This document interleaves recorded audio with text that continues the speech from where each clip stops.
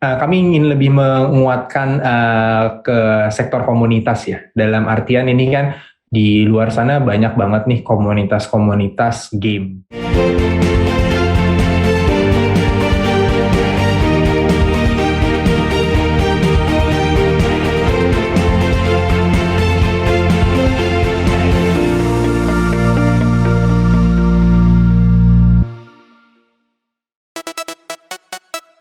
Don't stop.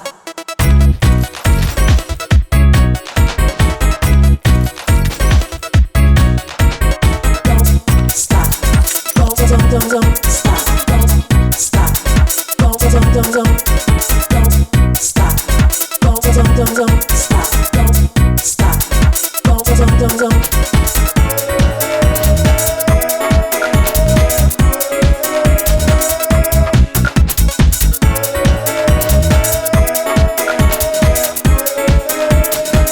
Oke, sebelum saya jawab, saya mau ngucapin terima kasih dulu atas kesempatan dan waktunya yang telah disediakan teman-teman Score ID untuk bikin acara ini. Ini saya sangat apresiasi dan akan sangat diapresiasi banget sama PUBG Mobile dengan adanya hal seperti ini, karena kami bisa memberikan sesuatu lah kepada banyak media yang mengamati PUBG Mobile secara dalam seperti itu. Dan menyambung dengan pertanyaan dari Mas Neza berkaitan dengan persiapan, sebenarnya kalau bisa dibilang kita udah bukan persiapan lagi, lebih ke arah kita tuh udah jalan ya Mas Neza ya.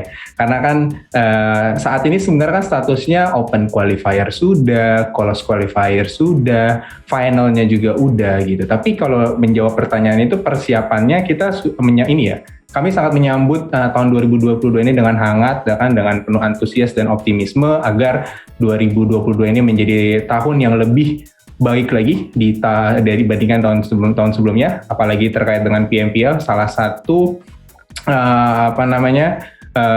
momen yang paling ditunggu baik pecinta PUBG Mobile di Indonesia dan di seluruh dunia. Tapi berkaitan dengan persiapan, kita sudah sangat matang, dalam artian kita sudah melewati babak yang tadi open, close, dan final qualifier seperti itu. Dan mudah-mudahan nanti tahapan selanjutnya juga kita tidak diberikan kendala-kendala yang di luar kendali kami. Harapannya seperti itu.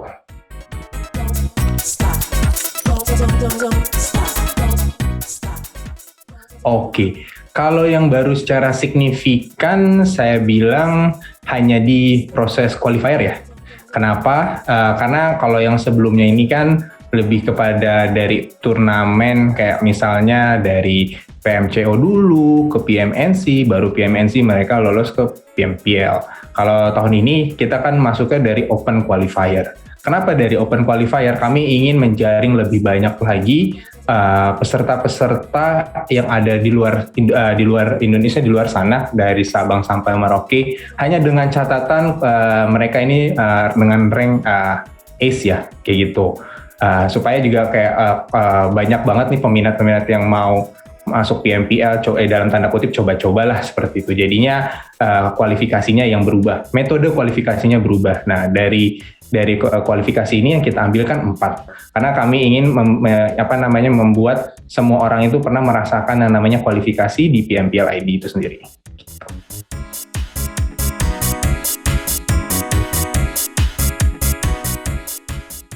Sebenarnya bukan diceritain ya, hanya memberikan meluruskan saja ya berdasarkan timeline. Jadi kalau kita mundur ke belakang ya, karena pada saat Open Qualifier itu kan belum update season kan, yang mana mereka udah banyak nih yang S, dan termasuk tim yang tadinya belum didiskualifikasi seperti itu.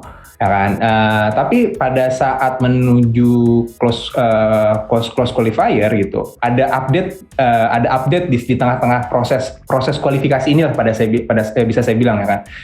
Karena ada update gitu dari tim e-sport, kami juga sebenarnya memberikan waktu kepada tim-tim yang kan namanya juga riset kan, mereka juga kalau bisa dibilang harus push rank dulu gitu. Jadi kita berikan waktu sampai batas yang ditentukan. Sampai pada akhir ya, setelah batas waktu yang ditentukan, ada 2 tim yang ternyata salah satu anggotanya itu belum sampai ace. Oleh karena itu diskualifikasi. Kalau tidak salah ini juga sudah disampaikan di IG-nya PUBG Mobile Esport Indonesia gitu. Jadi kurang lebih penjelasannya seperti itu. Kalau dilihat secara sempit kelihatannya kok bisa lolos. Padahal sebenarnya kalau dilihat dari time frame-nya itu enggak gitu. Memang pada awalnya kan pada saat pendaftaran di open lah mereka pada S semua gitu. Tapi pada saat pertengahan kualifikasi ternyata ada yang disuruh push rank mungkin belum sempat atau gimana ya kan, jadinya ya nggak sempet gitu. Karena nyampe S itu juga nggak gampang loh, ini kompetitif banget di PUBG Mobile. Saya aja push rank hampir tiap malam, tusun mulu ya.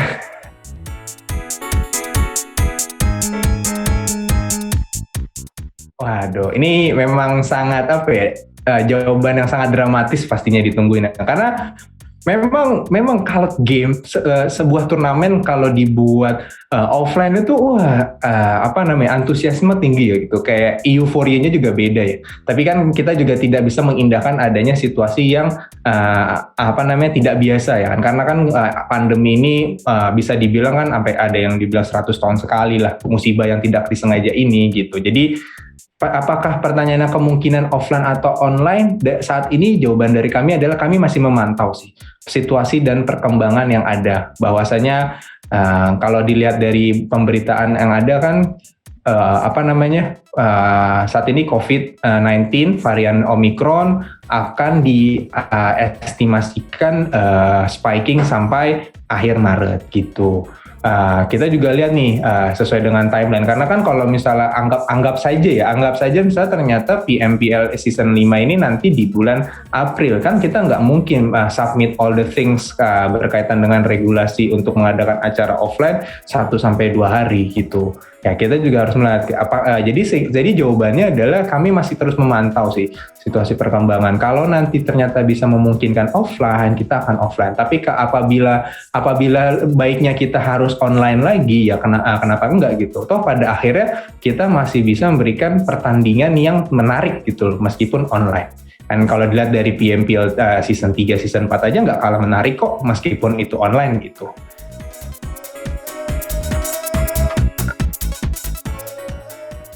Ini sih saya nggak perlu bocorin lagi, langsung saya kasih nih langsung buat Score ID. Kalau dibilang hadiah prize pool, kami masih sama di 150.000 USD seperti itu. Jadi kita alhamdulillah masih bisa konsisten untuk bisa memberikan hadiah gitu.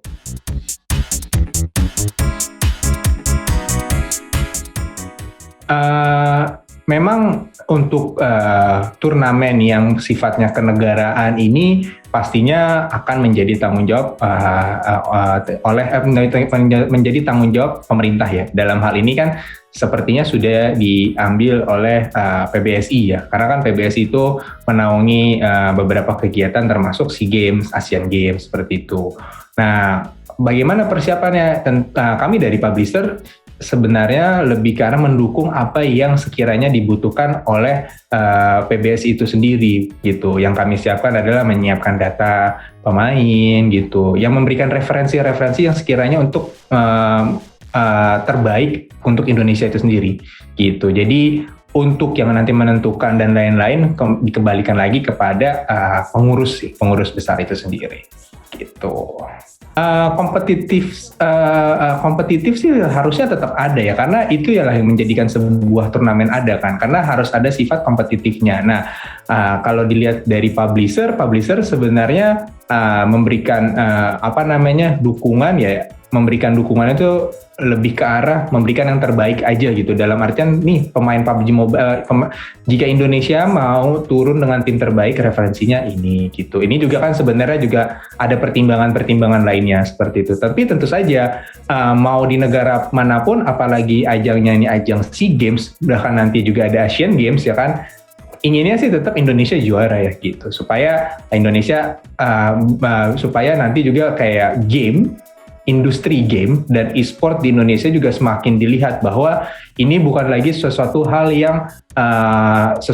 yang membuang-buang waktu atau lainnya. Karena kan kalau kami lihat dari kacamata publisher, mungkin masih ada sebagian besar melihat game ini sesuatu yang sia-sia atau apapun. Tapi ini kan sudah menjadi fenomena baru gitu. Bahkan bukan menjadi fenomena, sudah menjadi olahraga baru di 2021 pun.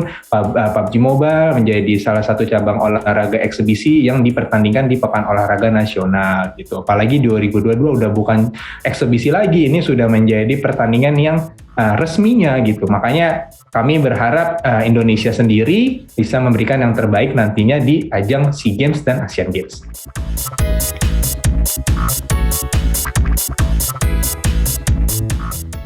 PUBG Mobile tuh sering membuat kejutan gitu, jadi biar polanya nggak kebaca kan, jadi kayak wah ini JJK ya, karena tahu-tahu ada muncul lagi yang lain kayak gitu.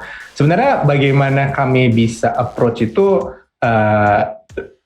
bisa dibilang bisa dua arah juga sih, entah dari kaminya yang approach atau juga dari brand tersebut yang approach. Tapi most likely kalau yang untuk IP luar atau yang tidak ada di Indonesia, biasanya yang approach itu dari HQ kami seperti itu. Jadi biasanya dari PUBG Mobile pusat ya kan, mencari partnership atau mencari kolaborasi dengan brand-brand yang sekiranya relate dengan PUBG Mobile gitu.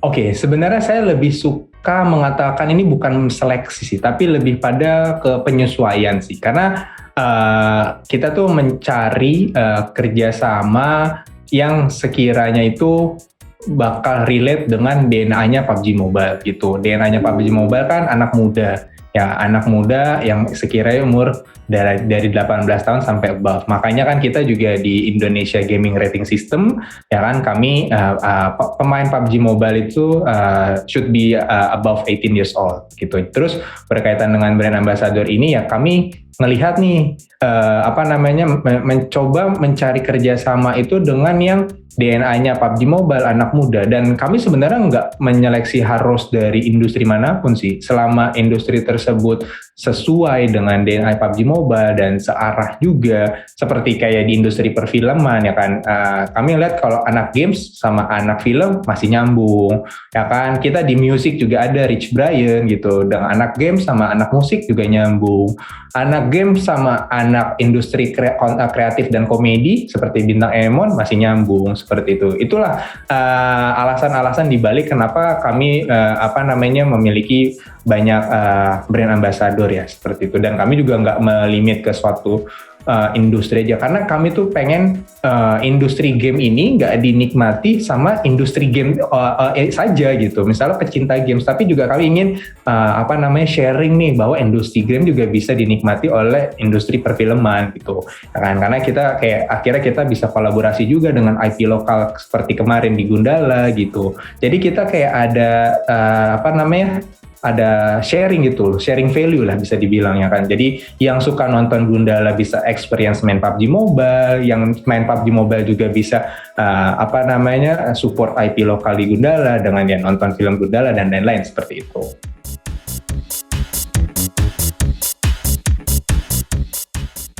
Kami tuh ingin terus PUBG Mobile ini dinikmati oleh fans dan komunitas dari berbagai industri yang tadi disebutkan, bahkan harapannya juga untuk industri-industri lain gitu. Dan selain dinikmati, ini juga bisa memberikan suatu pengalaman khusus dalam bermain game sih. Dalam artian main game PUBG Mobile itu ya bisa banyak, bisa mau jadi konten kreator ya kan, bisa juga mau jadi e-sportnya itu sendiri gitu. Jadi harapannya kami tuh ingin memberikan sesuatu yang menarik di industri game itu sendiri gitu. Dan semoga kami dari PUBG Mobile juga berharap fans dan komunitas ini selalu menjadikan PUBG Mobile adalah menjadi sebuah game favorit. Ya mudah-mudahan kami masih bisa memberikan yang terbaik dan melakukan kolaborasi dengan hal-hal yang unik dan menarik yang bisa diberikan kepada fans dan komunitas di PUBG Mobile. Kami ingin lebih menguatkan ke sektor komunitas ya. Dalam artian ini kan di luar sana banyak banget nih komunitas-komunitas game. Tapi kami melihat komunitas game ini most likely mereka nggak di-maintain. Jadi mereka standing alone, ya kan. Jadi bikin komunitas tapi ya udah nggak ada yang maintain, nggak ada yang bantu develop gitu. Nah, kami tuh sebenarnya dengan adanya salah satu program yang dibuat sama PUBG Mobile di 2021 yaitu Jawara Community, kami ingin menguatkan komunitas yang ada. Jadi orang ada di sebuah komunitas tuh dengan harapan punya kejelasan kayak gue di sini tuh di komunitas tuh mau ngapain sih gitu. Kalau misalnya nggak ada yang bantu dari publisher, ya mereka akan clueless lah.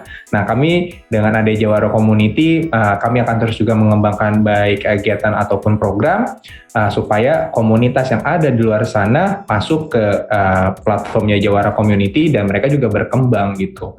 Sehingga mereka bisa tertarik dan mengetahui gitu, kayak ada di komunitas ini end game-nya seperti apa gitu. Jadi nggak cuman main-main aja sebenarnya nggak ada masalah. Yang jelas mereka bisa mendapatkan sesuatu selain daripada mendapatkan pengalaman bermainnya itu gitu.